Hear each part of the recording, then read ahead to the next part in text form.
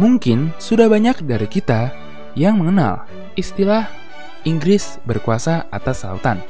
Istilah ini menggambarkan kepada kita bagaimana Inggris, sebuah negara kepulauan yang terpisah dari daratan Eropa, dapat menjadi negara dengan wilayah yang terluas sepanjang sejarah manusia. Sampai sekarang, kita masih dapat merasakan peninggalan dari masa-masa ketika Inggris menjadi negara adidaya. Kita bisa melihat bagaimana Inggris dapat menjadi bahasa internasional, bagaimana kebiasaan mengkonsumsi teh, kopi dapat tersebar, bagaimana sistem pendidikan Inggris menjadi label yang menjual bagi sekolah-sekolahan, bagaimana perusahaan asal Inggris dapat menyalurkan produk-produknya, serta bagaimana pembagian waktu yang kita kenal sekarang bisa menggunakan istilah GMT atau Greenwich Mean Time dan bukan time zone. Beberapa contoh tersebut mungkin berdampak baik secara langsung maupun tak langsung bagi kehidupan kita saat ini. Namun yang pasti, hal itu sangat berdampak bagi kondisi geopolitik dunia. Keberhasilan Inggris dalam mengalahkan Spanish Armada dalam Perang 7 tahun dan kemenangannya dalam Perang Napoleon membuat Inggris dan Royal Navy bukan hanya tidak tertandingi di lautan, namun juga mampu memperluas kekaisarannya. Tidak mengherankan jika Inggris menyandang gelar sebagai suatu negara di mana matahari tidak pernah terbenam. Sekalipun sempat kehilangan 13 koloninya, yang di kemudian hari menjadi Amerika Serikat, Inggris mampu mempertahankan kekuasaannya di wilayah lain, khususnya India. Berbekal kepemilikannya atas India dan akses dagang ke Tiongkok, kekaisaran Inggris seakan memonopoli perdagangan dunia. Dalam berbagai peperangan, siapapun yang berani melawan Inggris harus siap kehilangan akses dalam perdagangan dunia. Hal ini membuat negara-negara yang menjadi lawan Inggris berpikir 2-3 kali sebelum menyatakan perang. Dengan kata lain, Inggris mampu mencekik musuhnya tanpa harus berperang terlebih dahulu. Suatu taktik yang mungkin terkesan licik, namun efektif untuk dipergunakan. Mungkin banyak yang masih bingung dengan istilah mampu mencekik musuhnya tanpa harus berperang. Apa artinya? Sun Tzu pernah berkata, menang tanpa berperang adalah kemenangan yang paling hebat. Mari kita analogikan dengan kisah seperti kota berbenteng yang dikepung oleh musuhnya. Kota tersebut tentu memiliki benteng dan tembok sebagai sarana perlindungannya. Namun, bagaimana dengan tentara dan penduduknya? Mereka yang masih bernafas dan memiliki perut tentu membutuhkan makanan dan minuman untuk menunjang kelangsungan hidupnya. Hal ini dimanfaatkan oleh pasukan penyerang dengan taktik mengepung tanpa menyerang. Dengan hanya mengepung, pihak yang menyerang sudah berhasil memutuskan akses pangan dan air bersih dari kota tersebut. Setelah itu, tinggal menunggu waktu saja sebelum kota tersebut kehabisan cadangan makanannya dan menyerah pada pasukan yang mengepungnya.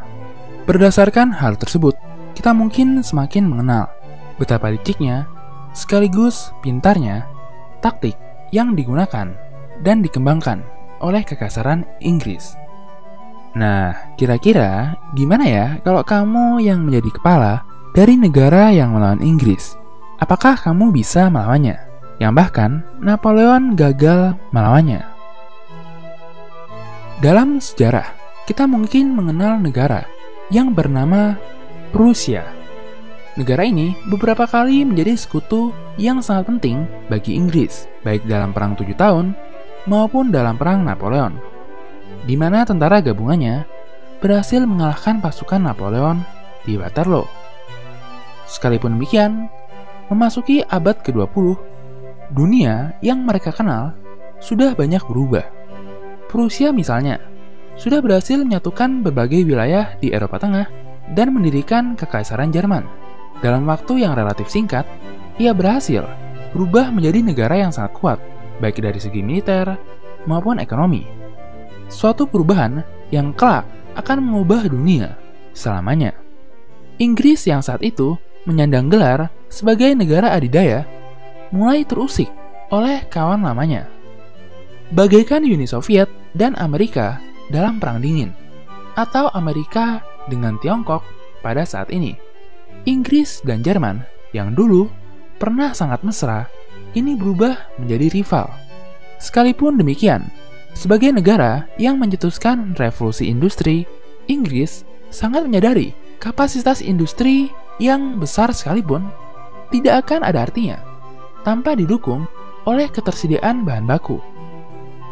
Oleh karenanya, ketika Inggris akhirnya berperang dengan Jerman, ia langsung menerapkan taktik andalannya, blokade laut, dengan maksud untuk menekan Jerman dan industrinya maupun kebutuhan pangannya. Jerman bukanlah lawan yang bodoh. Ia memahami bahwa Inggris akan mengambil langkah tersebut. Namun, bagaimana mengalahkannya?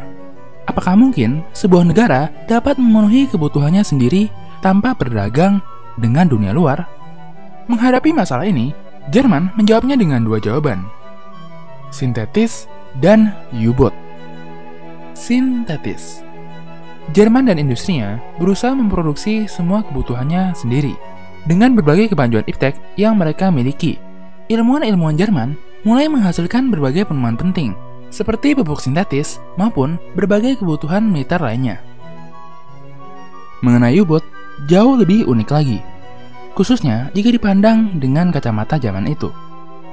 Kapal selam tentu tidak mampu mengalahkan armada-armada tempur dari Royal Navy yang jumlahnya sedemikian besar. Tapi, kapal selam lebih dari mampu untuk menghajar kapal-kapal dagang dari Inggris. Jerman seakan ngomong gini, emangnya cuma elu yang bisa jalanin blokade laut? Gue juga bisa. Bagi Jerman, blokade laut Inggris dianggap sebagai usaha untuk menghancurkan Jerman dan rakyatnya. Oleh karenanya, Jerman menggunakan cara yang sama untuk mengalahkan Inggris dengan menjalankan taktik unrestricted submarine warfare-nya. Setelah melewati blokade laut dari Inggris, armada U-boat dari Jerman mulai menenggelamkan kapal-kapal dagang yang menuju ke Inggris, bahkan tanpa peringatan terlebih dahulu. Hal ini membuat Jerman banyak dikecam oleh berbagai negara yang pada saat itu masih berdagang dengan Inggris. Untuk pertama kalinya dalam sejarah, dengan jumlah yang besar sekalipun, Royal Navy yang dianggap begitu perkasa dan menjadi kebanggaan dari Inggris kesulitan dalam menjamin keamanan kapal-kapal dagangnya. Mungkin banyak yang merasa, apa sih pentingnya kapal-kapal dagang Inggris? Ya kalau mau ngancurin ya kapal perang lah. Oke, gini guys. Berbeda dengan negara-negara Eropa lainnya, Inggris adalah negara kepulauan dengan wilayah jajahan yang sangat luas. Oleh karenanya, kapal-kapal dagang Inggris itu bagaikan aliran darah yang mengantarkan berbagai kebutuhan Inggris dari wilayah jajahannya ke jantung kekaisaran Inggris. Perang kali ini membuat Inggris harus mencicipi racun yang ia sering gunakan untuk mengalahkan musuh-musuhnya. Apa pendapatmu mengenai langkah yang diambil oleh Jerman? Kalau kamu yang menjadi pemimpin dari Jerman atau Inggris, apa yang kamu lakukan untuk mengalahkan negara lawanmu? Hai, bantu kami dalam memproduksi lebih banyak konten sejarah dengan mengklik tombol subscribe. Dan jangan ragu untuk memberikan saran, komentar, atau pertanyaan. Terima kasih.